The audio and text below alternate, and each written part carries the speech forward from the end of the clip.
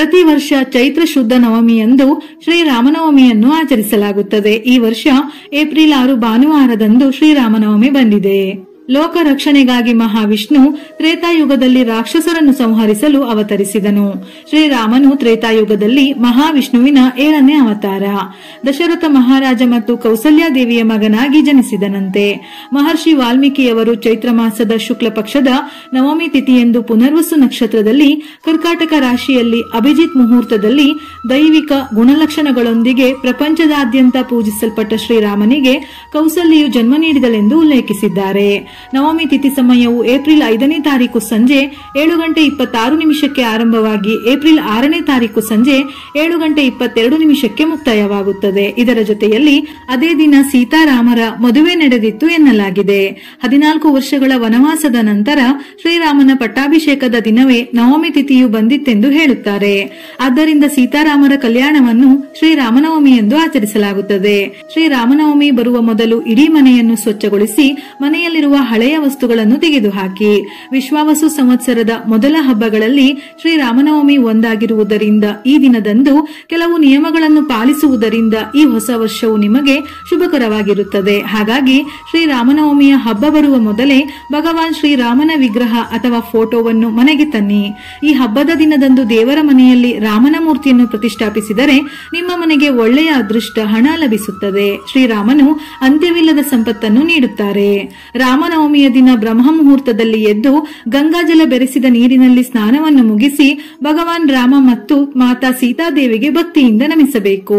ಈ ದಿನದಂದು ಮನೆಗಳನ್ನು ಸ್ವಚ್ಛಗೊಳಿಸಿ ಬಾಗಿಲಿಗೆ ಮಾವಿನ ತೋರಣ ಕಟ್ಟಿ ಮನೆಯ ಮುಂದೆ ರಂಗೋಲಿ ಹಾಕಿ ಮನೆಯನ್ನು ಸಿಂಗರಿಸಬೇಕು. ರಾಮ ಜನಿಸಿದ ಖುಷಿ ಪ್ರತಿ ಹಿಂದೂ ಮನೆಗಳಲ್ಲಿಯೂ ಕಾಣಬೇಕು.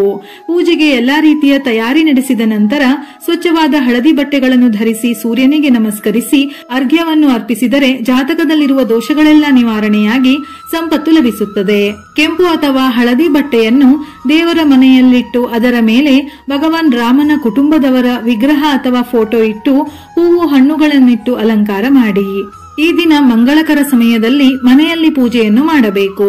ರಾಮನ ಪೂಜೆಗೆ ಅತ್ಯಂತ ಸೂಕ್ತವಾದ ಸಮಯವೆಂದರೆ ಏಪ್ರಿಲ್ 6ರಂದು ಬೆಳಿಗ್ಗೆ ಬ್ರಹ್ಮ ಮುಹೂರ್ತದಲ್ಲಿ ಪೂಜೆಯನ್ನು ಮಾಡುವವರು ಬೆಳಗಿನ ಜಾವ 4:30 5:20 ಮಧ್ಯಾಹ್ನ ಪೂಜೆ ಮಾಡುವವರು ಮಧ್ಯಾಹ್ನ 11 ಗಂಟೆಯಿಂದ 1:30 ಇನ್ನು ಸಂಜೆಯ ಸಮಯದಲ್ಲಿ ಪೂಜೆ ಮಾಡುವವರು ಸಂಜೆ 6:41 7 ಗಂಟೆಯವರೆಗೆ. ಈ 3 ಸಮಯದಲ್ಲಿ ಪೂಜೆ ಮಾಡಿದರೆ ಬಹಳ ಶ್ರೇಷ್ಠ. ಇದರಿಂದ ನಿಮ್ಮ ಕುಟುಂಬಕ್ಕೆ ಒಳ್ಳೆಯದಾಗುತ್ತದೆ. ಶ್ರೀರಾಮನವಮಿಯ ದಿನದಂದು ಪೂಜಿಸುವುದರಿಂದ ಶ್ರೀರಾಮನನ್ನು ಆರಾಧಿಸುವುದರಿಂದ ಕೋಟಿಪಟ್ಟು ಪುಣ್ಯ ಲಭಿಸುತ್ತದೆ. ರಾಮನ ಆರಾಧನೆಯಿಂದ ಎಲ್ಲಾ ಪಾಪಗಳು ನಿವಾರಣೆಯಾಗಿ ಸಕಲ ಸಂಪತ್ತು ನಿಮ್ಮ ಮನೆಗೆ ತಲುಪುತ್ತದೆ. ಈ ದಿನ ಹಳದಿ ಬಣ್ಣದ ಬಟ್ಟೆಗಳನ್ನು ಧರಿಸುವವರಿಗೆ ಅಪಾರ ಸಂಪತ್ತು ದೊರೆಯುತ್ತದೆಯಂತೆ. ಅಲ್ಲದೆ ನಿಮ್ಮ ಜೀವನದಲ್ಲಿ ಸಂಪತ್ತಿಗೆ ಎಂದಿಗೂ ಕೊರತೆ ಇರುವುದಿಲ್ಲ.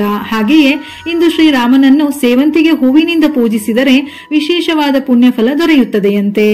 ಬಾಳೆಹಣ್ಣು ಎಂದರೆ ಶ್ರೀರಾಮನಿಗೆ ಅಪಾರ ಪ್ರೀತಿ. ಆದ್ದರಿಂದ ರಾಮನವಮಿ ಎಂದು ರಸಾಯನವನ್ನು ನೈವೇದ್ಯವಾಗಿ ಅರ್ಪಿಸಲಾಗುತ್ತದೆ.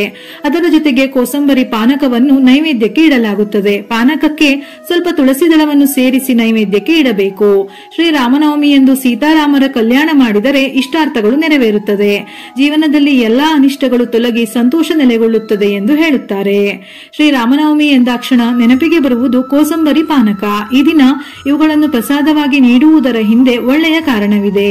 ಬೇಸಿಗೆಯಲ್ಲಿ ದೇಹದ ಶಾಖದ ಸಮಸ್ಯೆಗಳನ್ನು ತಡೆಗಟ್ಟಲು ಬೆಲ್ಲದಿಂದ ಮಾಡಿದ ಪಾನೀಯವನ್ನು ಪ್ರಸಾದವಾಗಿ ನೀಡಲಾಗುತ್ತದೆ. ಇದನ್ನು ಕುಡಿಯುವುದರಿಂದ ಆರೋಗ್ಯ ಸಮಸ್ಯೆಗಳು ನಿವಾರಣೆಯಾಗುತ್ತದೆ. ಹಾಗೆಯೇ ದೇಹವು ಬಿಸಿಲಿನಿಂದ ಸುಡುವುದನ್ನು ತಡೆಯಲು ಹೆಸರು ಬೇಳೆಯನ್ನು ಪ್ರಸಾದವಾಗಿ ವಿತರಿಸಲಾಗುತ್ತದೆ. ಇವೆರಡನ್ನು ಸೇವಿಸುವುದರಿಂದ ದೇಹವು ಪರಿಸರದಲ್ಲಿನ ಬದಲಾವಣೆಗಳನ್ನು ತಡೆದುಕೊಳ್ಳುತ್ತದೆ. ಅದಕ್ಕಾಗಿಯೇ ಇವುಗಳನ್ನು ರಾಮನವಮಿ ಎಂದು ಪ್ರಸಾದವಾಗಿ ತಯಾರಿಸಿ ಭಕ್ತರಿಗೆ ಹಂಚಲಾಗುತ್ತದೆ. ಎಲ್ಲಕ್ಕಿಂತ ಹೆಚ್ಚಾಗಿ ಈ ದಿನ ಹಿಟ್ಟಿನ ದೀಪಗಳಿಂದ ದೀಪವನ್ನು ಬೆಳಗಿದರೆ ಇಷ್ಟಾರ್ಥಗಳು ಶೀಘ್ರವೇ ನೆರವೇರುತ್ತದೆ. ನಿಮ್ಮ ಕುಟುಂಬಕ್ಕೆ 10 ತಲೆಮಾರಿನ ಸಂಪತ್ತು ಸಿಗುತ್ತದೆ.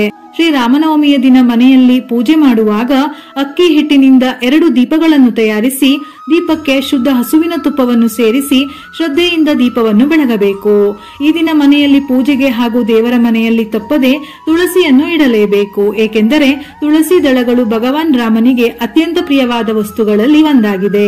ರಾಮನನ್ನು ತುಳಸಿ ದಳಗಳಿಂದ ಪೂಜಿಸಿದರೆ ನಿಮ್ಮ ಮನೆಗೆ ಅಖಂಡ ಕುಬೇರ ರಾಜಯೋಗ ದೊರೆಯುತ್ತದೆ. ಶನಿ ದೋಷಗಳೆಲ್ಲವೂ ದೂರವಾಗುತ್ತದೆ ಹಾಗೂ ಅಪಾರ ಧನ ಪ್ರಾಪ್ತಿಯಾಗುತ್ತದೆ. ಹಾಗಾಗಿ ಇಂತಹ ಅತ್ಯಂತ ಶಕ್ತಿಶಾಲಿಯಾದ ದಿನದಂದು ತಪ್ಪದೆ ರಾಮ ಪೂಜೆಯಲ್ಲಿ ತುಳಸಿಯನ್ನು ಬಳಸಿ. ಶ್ರೀರಾಮನವಮಿಯಂದು ಮನೆಯಲ್ಲಿ ಪೂಜೆಯನ್ನು ಮಾಡುವ ಮುನ್ನ ಹಳದಿ ಅಕ್ಷತೆಯನ್ನು ತಯಾರಿಸಿ ಪೂಜೆಯ ಸಮಯದಲ್ಲಿ ಶ್ರೀರಾಮ ಜಯರಾಮ ಜಯ ಜಯ ರಾಮ ಎಂದು ಅಕ್ಷತೆಯನ್ನು ಪೂಜಿಸಿ ನಂತರ ಒಂದೆರಡು ಅಕ್ಷತೆ ಕಾಳನ್ನು ನಿಮ್ಮ ತಲೆಗೆ ಹಾಕಿಕೊಳ್ಳಬೇಕು. ಈ ಅಕ್ಷತೆಯಲ್ಲಿ ದೈವಿಕ ಶಕ್ತಿ ಹೆಚ್ಚಿರುವುದರಿಂದ ನಿಮ್ಮ ಕುಟುಂಬದವರೆಲ್ಲರೂ ಅಕ್ಷತೆ ಕಾಳನ್ನು ತಲೆಗೆ ಹಾಕಿಕೊಳ್ಳುವುದರಿಂದ ರಾಮನ ಅನುಗ್ರಹದಿಂದ ಈ ವರ್ಷ ಪೂರ್ತಿ ಒಳ್ಳೆಯದಾಗುತ್ತದೆ. ವೀಳ್ಯದೆಲೆ ಸಂಪತ್ತನ್ನು ಆಕರ್ಷಿಸುತ್ತದೆ. ಹಾಗಾಗಿ ಈ ದಿನ 5 ವೀಳ್ಯದೆಲೆಗಳ ಮೇಲೆ ಶ್ರೀಗಂಧದಿಂದ ಶ್ರೀರಾಮ ಎಂದು ಬರೆದು ಅವುಗಳನ್ನು ನಿಮ್ಮ ದೇವರ ಮನೆಯಲ್ಲಿಟ್ಟು ಪೂಜಿಸಬೇಕು. ಇದರಿಂದ ನಿಮ್ಮ ಮನೆಯಲ್ಲಿರುವ ಎಲ್ಲ ದಾರಿದ್ರ್ಯವೂ ದೂರವಾಗುತ್ತದೆ. ಧನಲಕ್ಷ್ಮೀ ದೇವಿಯು ನಿಮ್ಮ ಮನೆಗೆ ಪ್ರವೇಶಿಸುತ್ತಾಳೆ. ವರ್ಷ ಪೂರ್ತಿ ಆಹಾರ ಧಾನ್ಯಗಳ ಕೊರತೆ ಇರುವುದಿಲ್ಲ. ದ್ವಿಗುಣ ಸಂಪತ್ತನ್ನು ಪಡೆಯಬಹುದು. ಈ ದಿನದಂದು ಸೀತಾರಾಮನನ್ನು ಪೂಜಿಸುವುದರಿಂದ ದಾಂಪತ್ಯ ಜೀವನದಲ್ಲಿ ಪ್ರೀತಿ ಹೆಚ್ಚಾಗುತ್ತದೆ. ಸೀತಾದೇವಿಯು ಲಕ್ಷ್ಮೀ ದೇವಿಯ ಒಂದು ರೂಪವೆಂದು ಹೇಳುತ್ತಾರೆ. ಹಾಗಾಗಿ ಈ ರಾಮನವಮಿಯಂದು ನೀವು ಶ್ರೀರಾಮನ ಜೊತೆಗೆ ಸೀತಾದೇವಿಯನ್ನು ಪೂಜಿಸಿದರೆ ನೀವು ಲಕ್ಷ್ಮೀ ದೇವಿಯ ಸಂಪೂರ್ಣ ಅನುಗ್ರಹವನ್ನು ಪಡೆಯಬಹುದು.